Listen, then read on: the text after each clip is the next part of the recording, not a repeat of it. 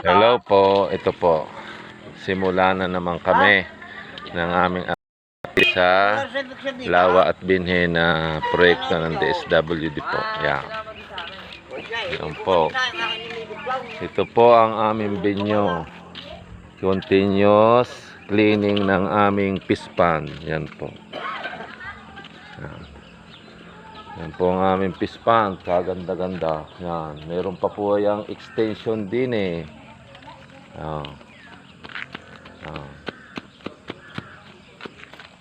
Napaka-safe po nito at may bakod. Ngayon po, habang kami ay naghihintay ng mga kasama, ito po naman ang aming organic. Yan. Ito, isinako ho namin yan. Dito ho namin yan kinuha. Ito yung mga nabubulok na mga ipa. Ito ho ay gilingan namin. Ito. Gilingan ho ng aming asosasyon. GRTP Haibanga Rice Terraces Farmers Association. Yan. Ito ho yung aming gilingan. Yan. Ito ho yung pag-aari.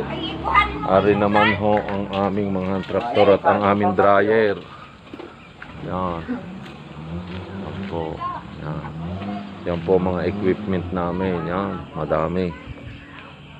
Ayan. Kaya ho, ari naman, mga ipang ari ho na nabubulok. Siya ngayon namin gagamitin pataba sa aming mga garden. Yan. Kita ganyo po ang tataba. Dito po ay maalwan sa tubig dahil yan po ay ang laki ng tubig ng aming kanal ng Nia. Yan ho. Ay. Yan ho, ang kanal ng aming Nia. Yan. Ang lakas ng tubig. Yan ho.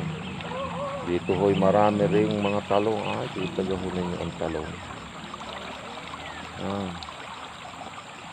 Doon sa banda doon ho, bandang unang yon, nandun naman ho ang aming rice terraces.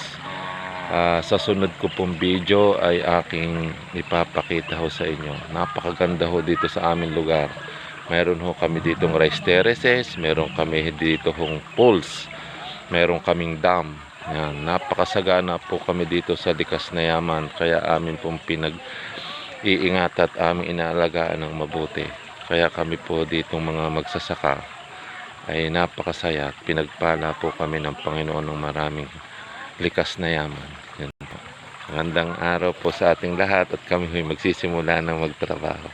Yan po. Salamat po.